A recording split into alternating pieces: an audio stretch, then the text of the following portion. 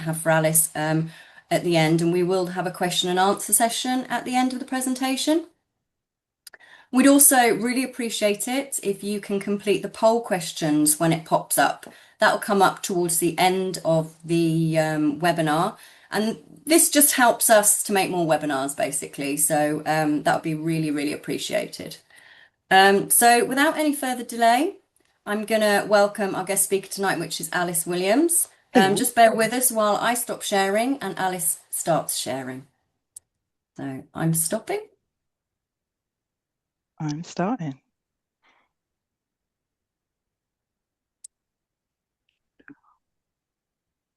Should be on slideshow now.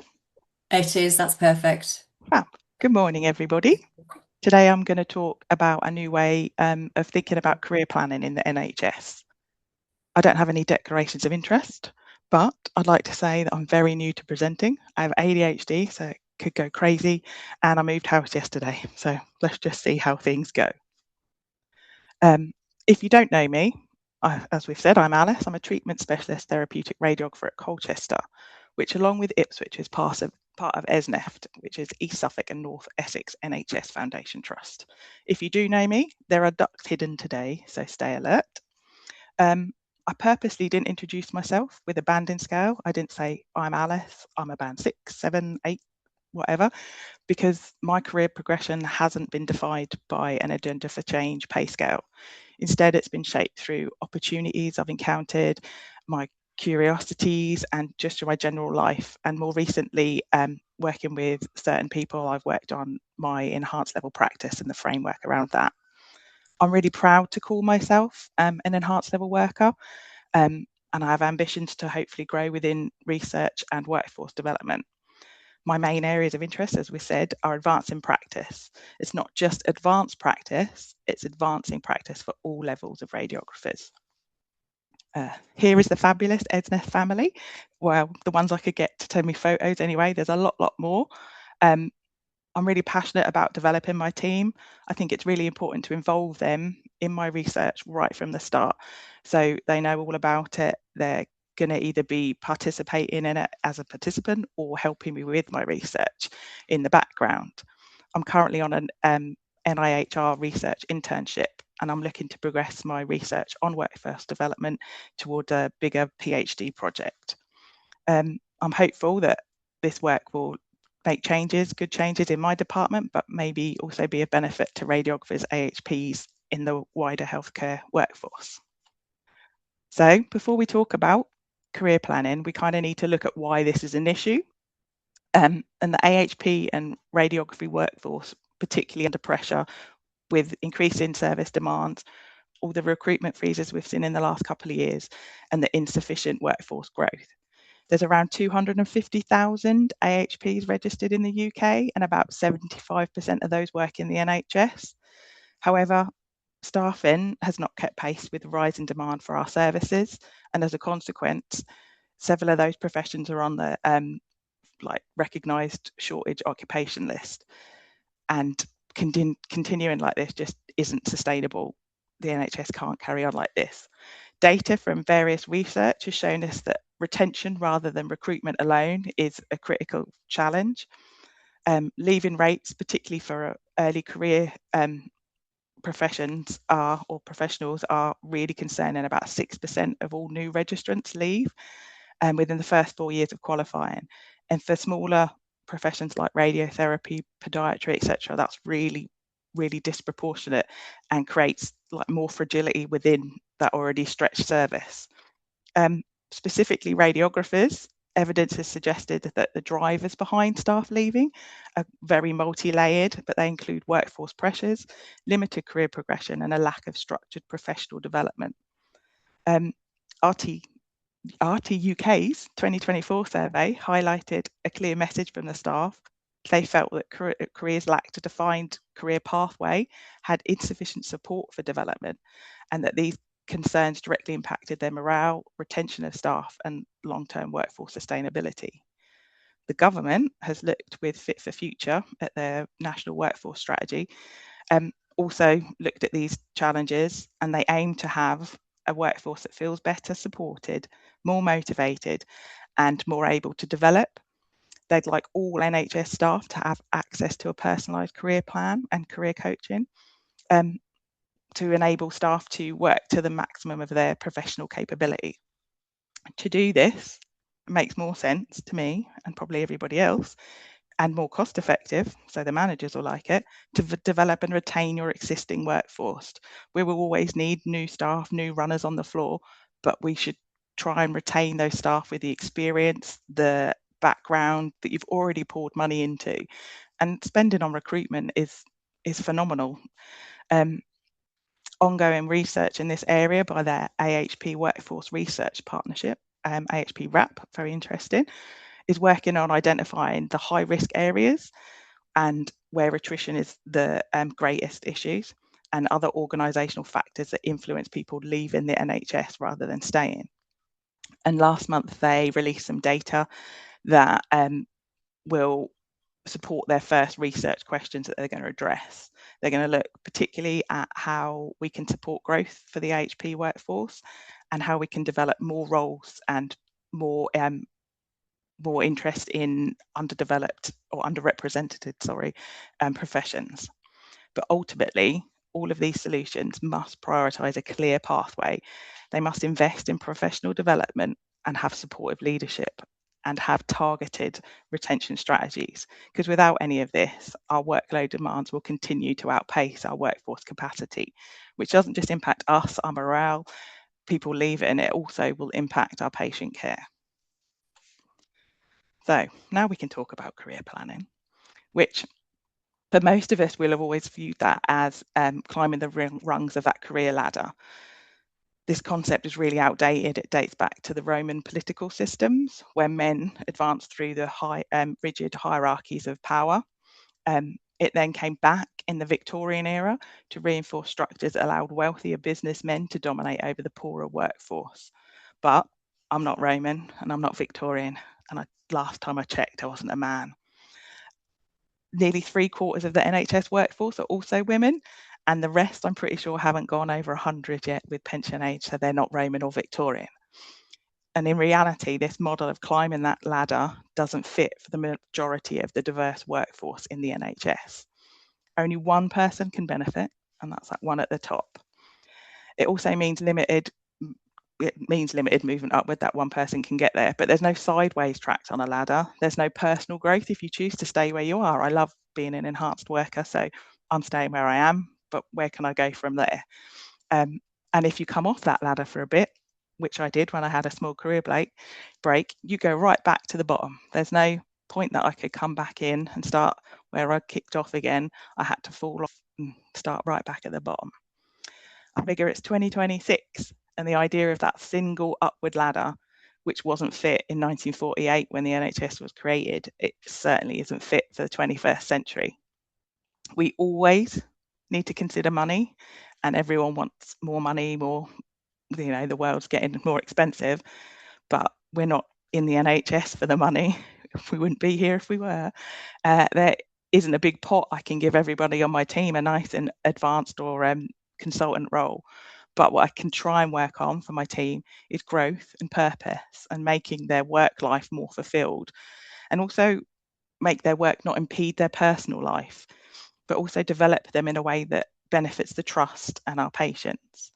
So career shouldn't be a ladder. It should be like water. It should be fluid, individual, and meaningful. So what is growth-based career planning? We've established that traditional career development pathways are no longer fit for purpose.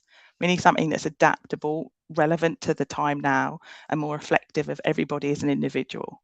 This is where growth-based career planning comes in. Growth-based career planning, I get that wrong all the time, so I apologise, views career planning in a more holistic way, thinking about the whole person, not just roles and progression, but the person as a whole.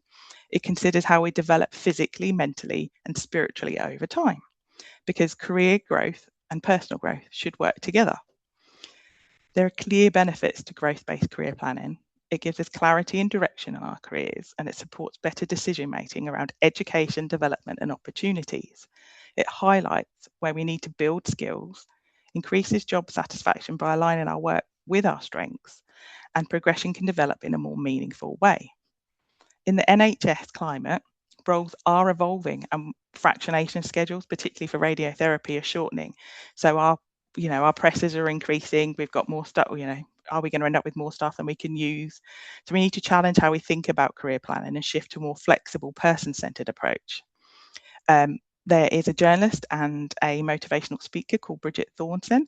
She particularly likes growth-based career planning and the Kawa River Model.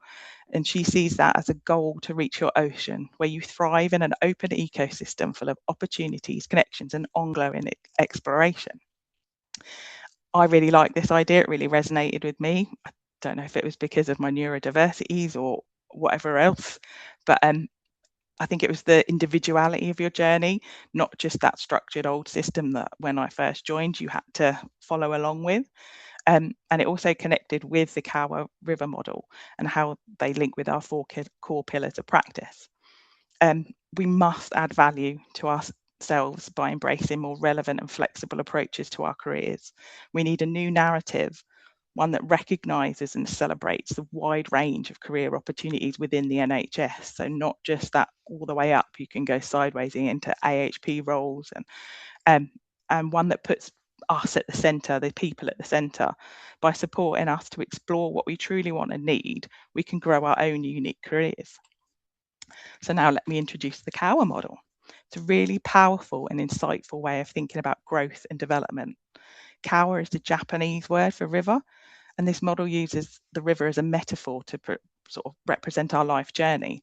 So as the river flows from the mountain, in theory your birth, it goes all the way up to our ocean, which is our passing, and it goes through our lives in time from a past, present, future.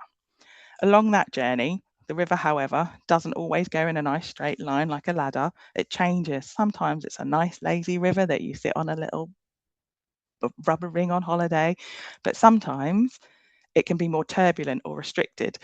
You can have driftwood get in the way, and rocks stumble, the side of the river falls in with erosion. That variation reflects us as a person. It reflects how life isn't one nice straight ladder. It'd be great if it was. So, Kawa model was originally developed by occupational therapists internationally. They use this as a therapeutic approach to understand how to support their patients back into living a meaningful life. It wasn't just the clinical elements of getting them home, making sure there was a bed downstairs or a commode, but it addressed how they could support the person to do the sport they used to do before, or care for their grandchildren, had them overnight, things like that. So it's not just they need a commode, but the whole person, getting them back into their lives.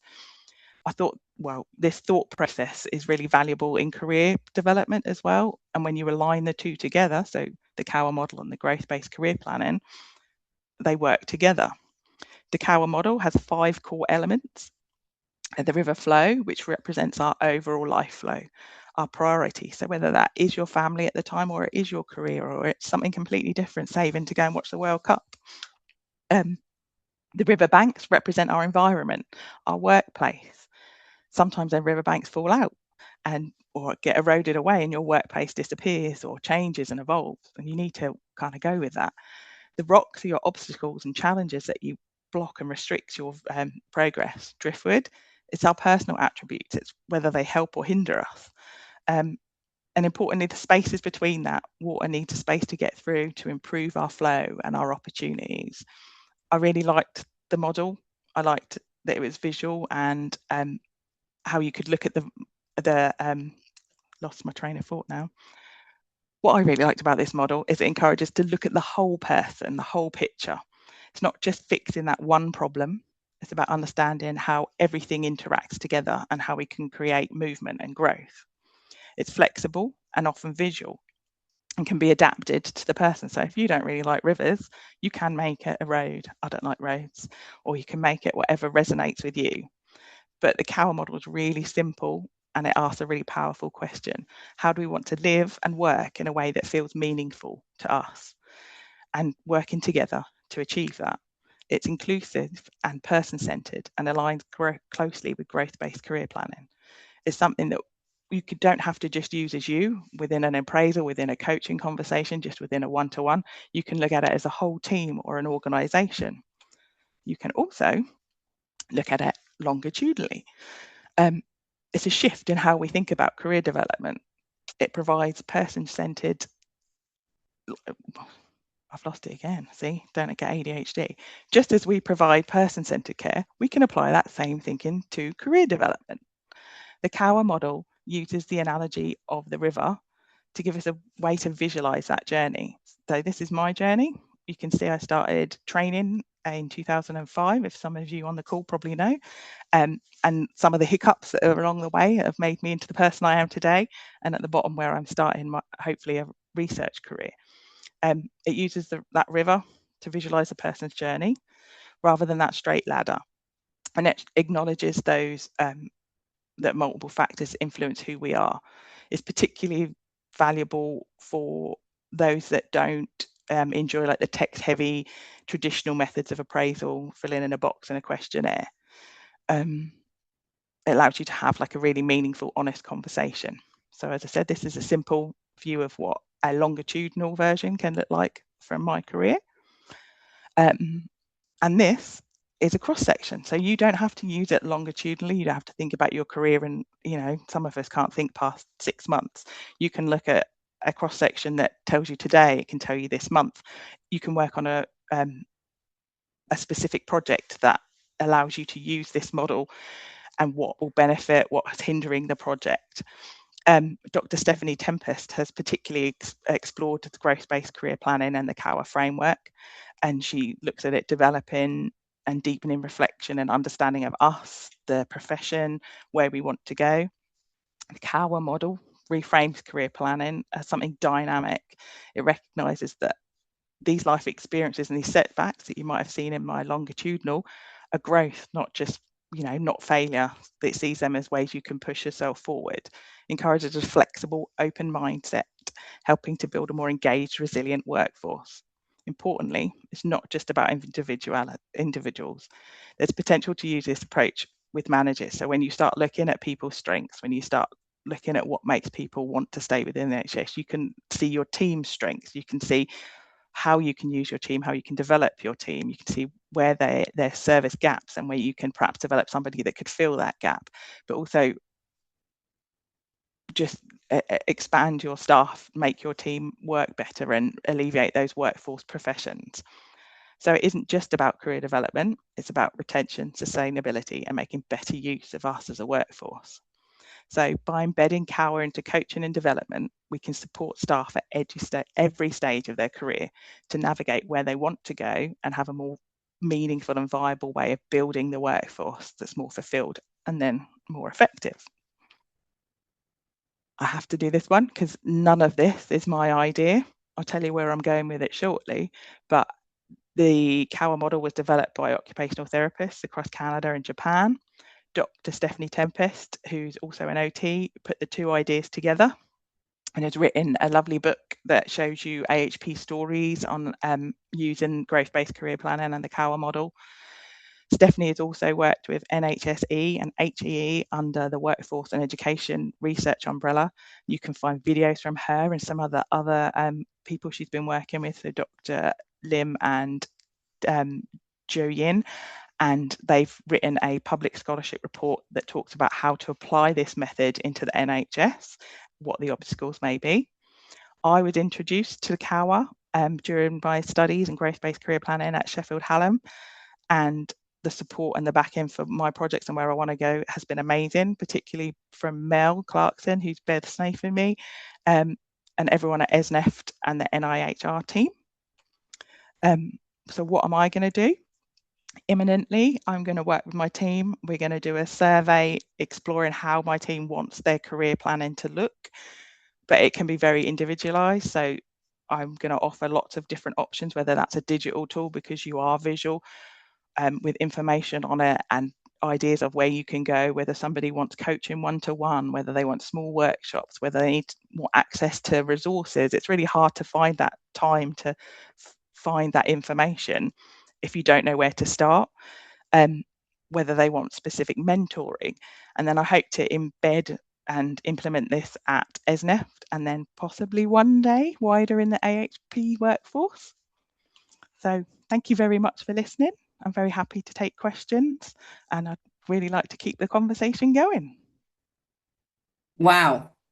That was great. Thanks. Thanks so much, Alice. That was really fascinating. And I think, it's really important that we continually think about how to adapt our careers. Our environment's forever changing. Technology moves on so quickly.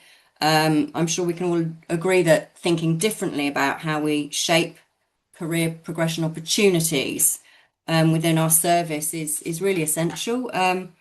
It's not only for our current workforce, as you say, like to keep people interested and to keep retention, but also for planning for our future workforce to Yeah. entice people into We our keep selling radiotherapy as this huge, great, wonderful career where you can go to all these yeah, places, and then they qualify and there's nowhere for them to go, and they see the demoralised staff you've already got here and they leave.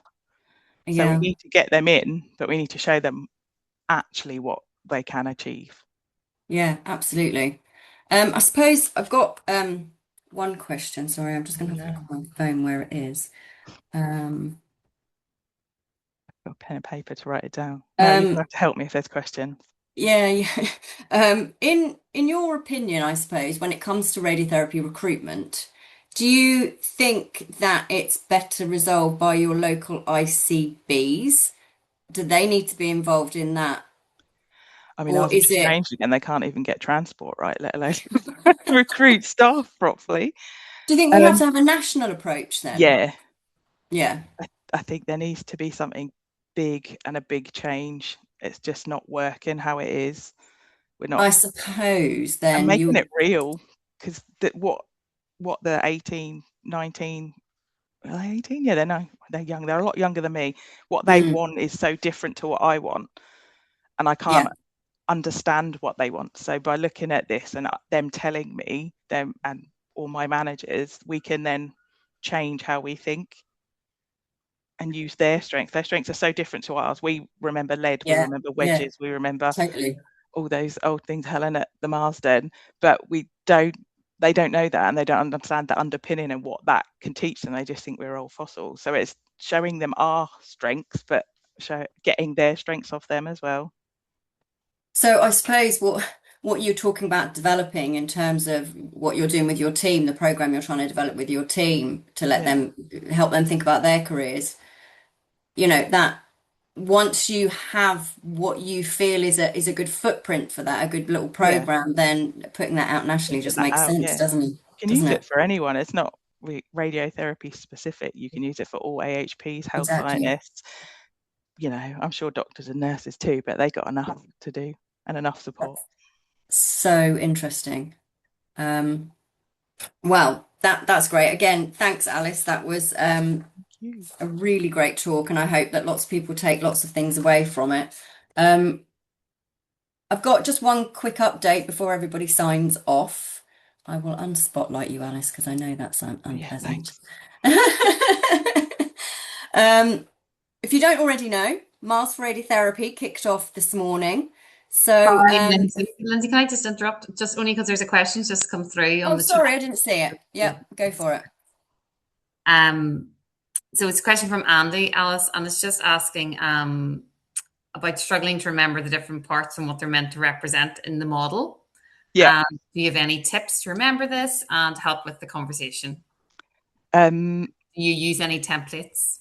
I do that basic template that I used, and I'm still We can struggling with share myself. these Well, things yeah, you can share afterwards. the slides fully afterwards. There, you can Google it online. There's a Kawa Yeah. Model website where it all started from, and the information's there. I can put that on a slide and What attach it we'll to the end. do, Alice, is I'll follow up with an email and we can put a few links together. Yeah, Maybe some of that work that you alluded to, the books and that sort of thing. yeah, We can create an email which we'll send out to everybody who signed up afterwards, and we can also attach that to the recording when we put it on the website, all those different links and stuff. So that will help people find more information if they want to. That would be great. We can put that together afterwards, Alice. that'd be great. Thank you. Was that all, Sarah? Yeah. Yeah. Perfect. Okay, so yeah, quick update from us. If you don't already know, Miles for Radiotherapy kicked off this morning. So if you haven't signed up already, please do and get your teams together. We're going to try and reach a collective 200,000 miles. So yeah, let's do this and smash last year's record. Would be great. The registration details Sarah's putting in the chat function now if you want to sign up. But you can also find all the sign up details and supporting information on our website. So take a look there as well. As I said, the meeting has been recorded and we will upload it onto the website in due course. So if you know anyone who couldn't make it today, there's always an opportunity to watch it back. So finally, I'm just going to say thanks so much for joining us so early in the morning. And I hope you guys all enjoy the rest of your day. And thanks again to Alice. Thank you. Bye. Bye.